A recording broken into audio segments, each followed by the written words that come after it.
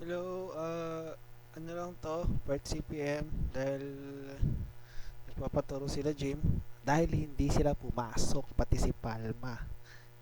Kaya nagpapaturo sila ngayon. So, welcome to my vlog.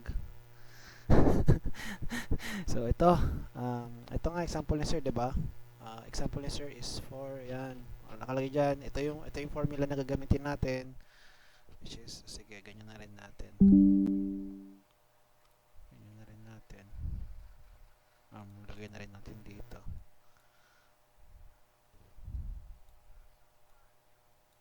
Ulitin natin. Tapos papalaki natin tong yan. Paano ba? Colors, white, shapes, images, tools. Yan. Okay. So brush ulit. So, para masagutan tong expected time, ang gagawin mo lang is TO, which is yung tong 4. Ganito kasi yung ayos yung kay sir. Optimistic, most likely pessimistic. So, TO, TA, TM. Ay, TO, TA, TM ba? TO, TM, TP pala. TO, TM, TP. Okay? So, ganyan. Para, ito, gagawin mo to para malaman mo kung ilan yung araw muna nung ilalagay mo doon sa activity. Okay, gagawin mo to. Magkaiba kasi yung activity, magkaiba din yung sa lecture ni sir. So, TA,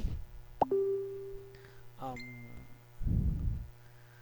um, TO, 4 plus 4 na constant times TM, 6 plus TP, 14 divided by 6.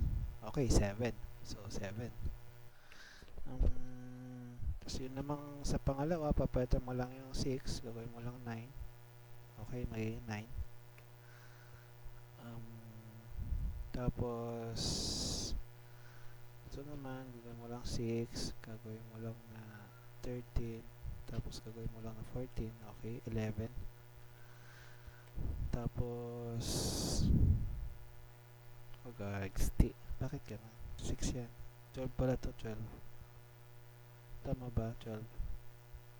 Yeah, 12. Tapos, 4, 8,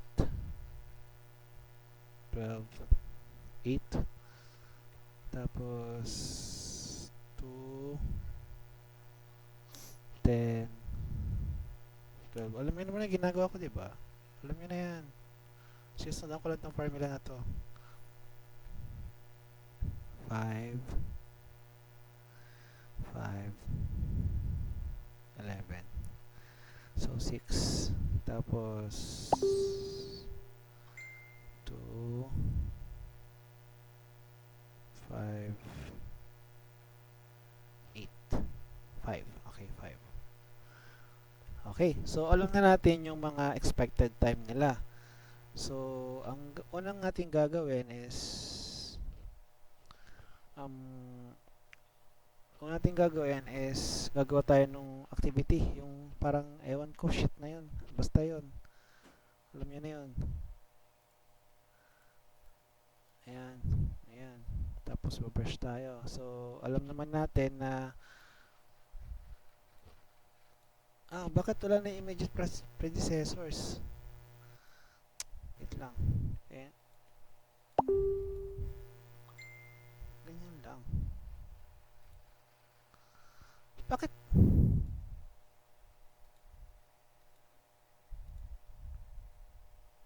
NA? NA na lang. Kasi ayaw magpaano eh. NA. Tapos A, A, B. A, A, B. A, A, B. D, C, E. Tapos E. Okay. So, okay. Okay. Okay, okay, okay. So, start. Start natin. Gagawa tayo sa pinakamalapit muna. Siomay. Ayan. Start muna tayo sa start is start.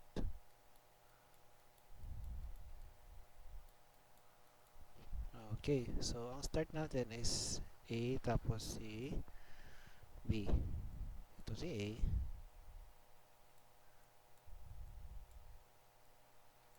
A.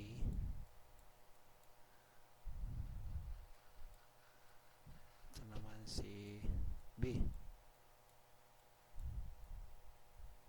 Okay, B. Tapos si C daw ay predecessor si C. So C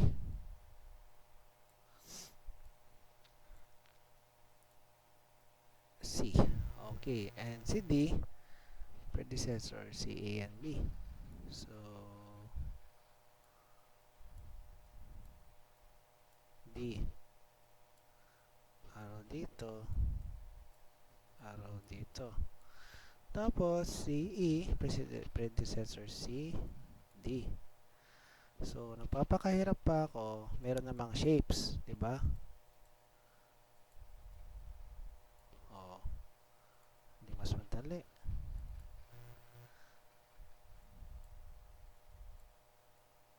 Si ano 'yan, si E.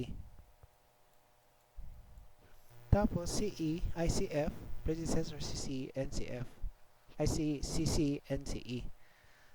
So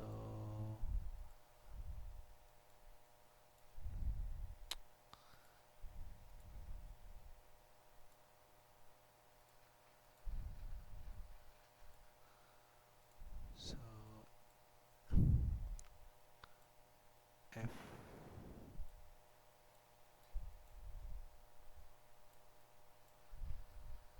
Okay. Then lastly, si G predecessor si E.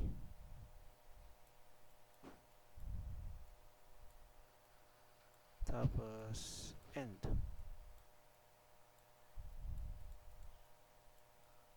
End. So expected time dito kay ano, kay A 7. Expected time kay B 9. Expected time kay C ay 12.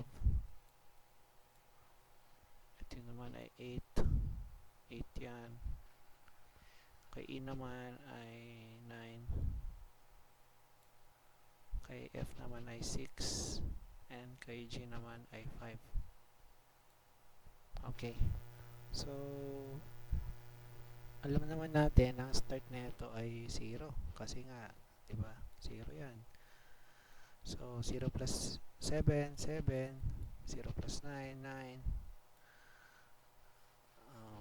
Ito, magiging 7 din to. Ito, magiging 7 din. Oops, hindi pala. Hindi pala magiging 7 yan. No. No. Ito lang magiging 7. Sino mas malakas na ng dalawa? Si 9. So, 9 ang ilalagay natin dyan. So, 12 plus 7, 19. 17. Tapos, ito magiging 19. So, magiging 25. Oops, hindi pa pala. Hindi pa, kasi hindi pa pala tapos to. So, 17 plus 9, 26. 26. So, 26 dito. 32. 32. Tapos, dito magiging 26 to 31. So, ang pinaka-max natin ay 32 weeks. Tapos, ang critical path natin ay B, D, E, F. So, yan ang critical path natin and 32 weeks. Okay. So, sa pag-compute ng variance is hindi mo na computein lahat to. Kukumputin mo lang yung doon sa may critical path, which is yung B. So, TP minus TO over 6. So, pwede natin gawin dyan ay, hindi, sige, mano-mano na lang. TP 12 minus TO, which is No. TP 14 minus 4. Tama. Over 6. Tapos, gagawin natin siyang squared. So, 2.778. Okay. Tapos, BD. So, yung D naman. Um, um, 8. Hindi. 12. 12 pala. 12 minus 4. 1.78. 1.778. E naman ay TP minus TL. 12 minus 2. 2.778. 2.778. Ang sakit na ng leg ko. 12 11 minus 5. Oh, 11 minus 5. 1. Okay, 1. Then, equals natin yan. Ito. Plus ito. Plus ito. Plus ito. 8.334. Yan yung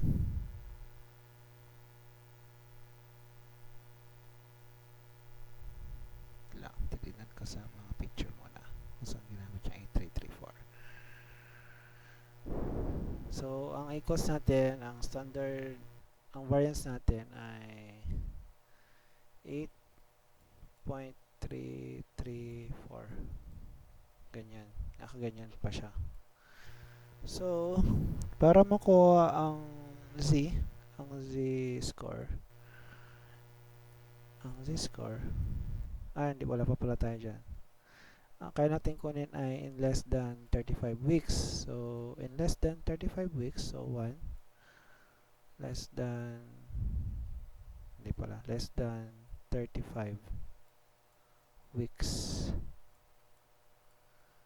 So, ang gagawin natin, di ba 32 nga to, ang gagawin natin dyan, ang formula dyan ay, para makuha yung Z is equals to 35 minus 32 over O squared. Ito, which is ito yun. So, ang sagot dyan ay 1.04. 2 decimal lang at talanin nyo lang 2 decimal yung kukunin natin. 2 decimal. So, which is, ano yan, magiging bell curve nyan ay pag ganito. Dito ang 0. Dito ang 1.04. Yan dyan. Yan. So, naka-shade pa yan na parang ewan na parang ganon. Tapos, para masagutan mo yung P, yung less than 35 weeks, kailangan nating stat method. So, alam naman natin, yung calculator natin, Canon. So, mode, stat, tapos linear, which is yung 2. Tapos, after mo gawin yon, CE lang. Pabayaan mo lang. Tapos, ang gagawin mo, apps, tapos,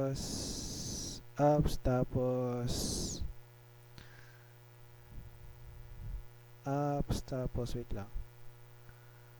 Ayun, distribution, number 7. Apps, distribution, yung letter P. Tapos ilalagay mo 1.04. Tapos, ayun na yung sagot. P 1.04 is equals to 0.8508, which is 85%. Yun yung number 1. Yun yung sagot sa number 1. Tapos, doon, kasi yan, pinaliwanag ni Sir yan kung ano yung pinagkaiba ng, di ba dyan sa may up, sa may 7 distribution, may P, may Q, may R. So, sabi ni Sir, ang pinagkaiba-iba lang yan is si P, CPZ. CPZ is equal, ay, pag ganito siya. Hala. Move natin, move natin. Tools, brush. Bakit black? White.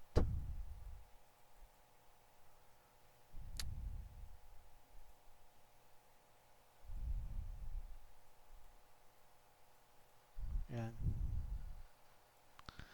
Ang P is to Z daw is, ang galaw daw niyan is from Z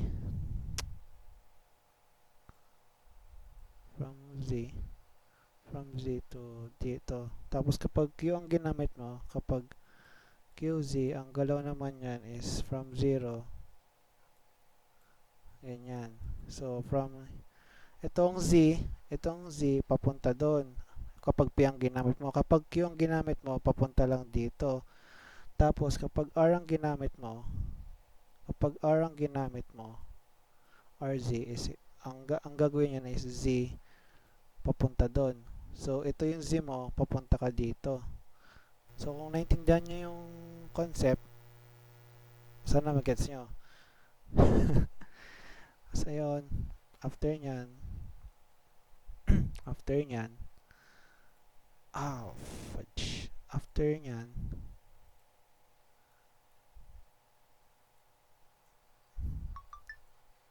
wait lang. After nyan, di ba, sagutan natin yung 35 weeks. Less than 35 weeks pala, malate pa tong ano ko, ganyan, less than 35 weeks. What if naman yung more than 35 weeks? In more than 35 weeks, ang pwede mo maging solution dyan ay, wait, tirignan ko lang ha. Ang pwede mo maging solution dyan ay 1 minus yung nakuha mong P 1.04 or R is equals to Z. Nasa iyo yan kung paano mo kunin. Pero ang magiging sagot lang dyan is 14.92%.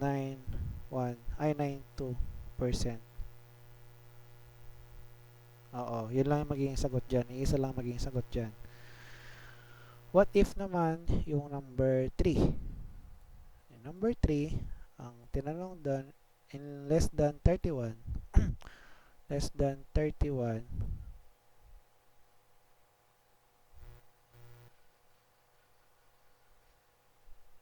tama naman pala itong ano, less than 31 and more than 35 and more than 35. Ganyan.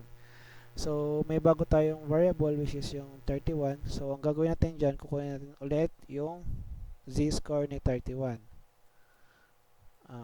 31 minus 32 over yung O, which is ang magiging sagot dyan ay balik nyo, number 1 ang gagawin nyo, ibalik nyo sa comp method yung calculator nyo, huwag kayo mag-stat.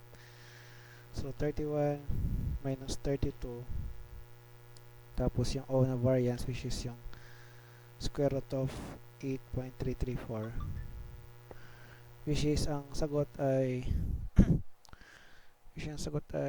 negative 0.346. Normal lang yan na mag-negative, okay lang yan. So magiging bell curve lang yan ay magiging ganito.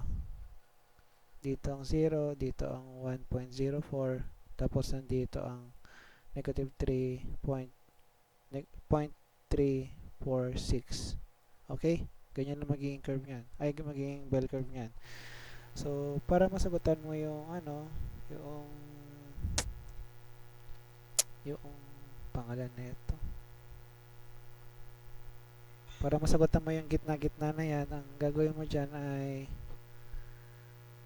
wait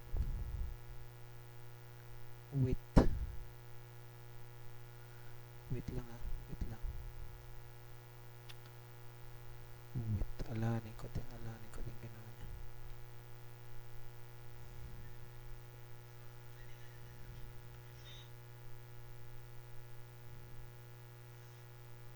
pwede mong gawin dyan ay P 1.04 minus P na negative 3.46. Pangat ng sulat.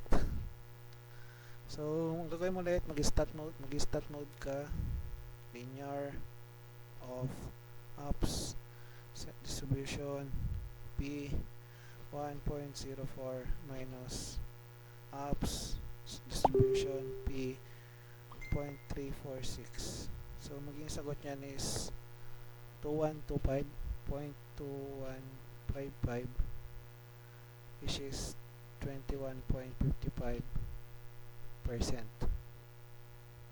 Ganun lang, maging sagot doon. Kung gusto mo namang Q ang gagamitin mo, pwede naman. Wala namang masama.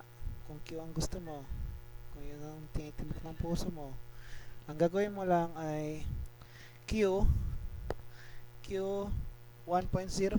kasi nga hanggang siya sa 0, tapos Q naman plus, hindi na siya minus, pa-plus mo siya kasi Q na hanggang dito, tapos Q naman na hanggang dito, so magpa-plus silang dalawa kasi nga negative na yung ano doon, di ba? So magpa-plus na yung magiging mangyari noon. 25.55 pa din yung mangyari doon. Or kapag sobrang galing mo naman, ang pwede mo namang gawin is R na negative 0.346 plus, minus R na 1.04. Kasi nga magma-minus lang, hindi mo kukunin to, ang kukunin mo lang is ito. Okay, gets? Tapos doon naman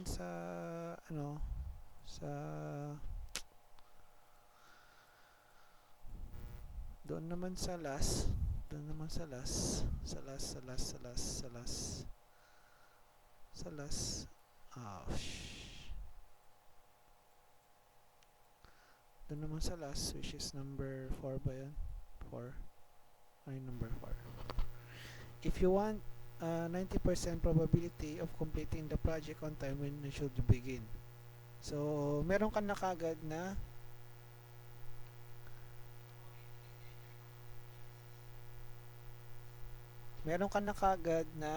Z.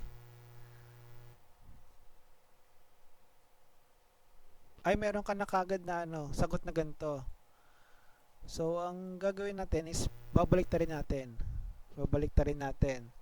So, ang hanap natin is 90%. So, ang gagawin natin is magpipi ulit tayo, P. Tapos, mag-iisip tayo ng number na kapag nilagyan natin dyan sa equation natin, yan, kunyari 1. Ang magiging sagot dyan is 84.139. So, kulang, hindi pa 90%. Kailangan sakto. So, ang pinakasakto dyan is P is equals to 1.283 equals to 99. Almost 90 na yun. Almost 90. Okay lang yung almost 90. So, ang P natin is equals to 1.28. Yan yung P natin. So, ang gagawin natin, anuhin natin,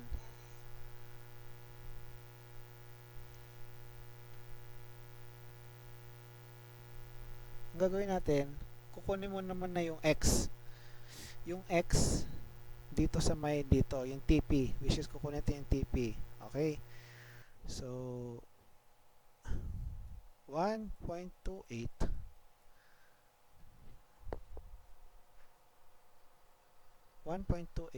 is equals to X 32 tapos yung variance natin, so equals to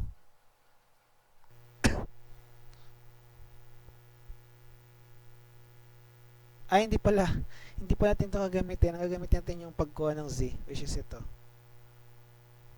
May Z na kasi tayo ito na yung Z natin Ito yung Z natin, which is yung 90%. So kunin na lang natin yung X, yung araw. Kung ano yung pinaka completing probability time if gusto mo ng 90% na probability. Ilang araw yung kukunin mo. So kapag kinalculator natin yan, 35.7 weeks or 36 weeks. Yun na yung sagot. Ito na yung sagot. Ito rin yung sagot. Ganun lang par. Thank you. Sana intindihan nyo.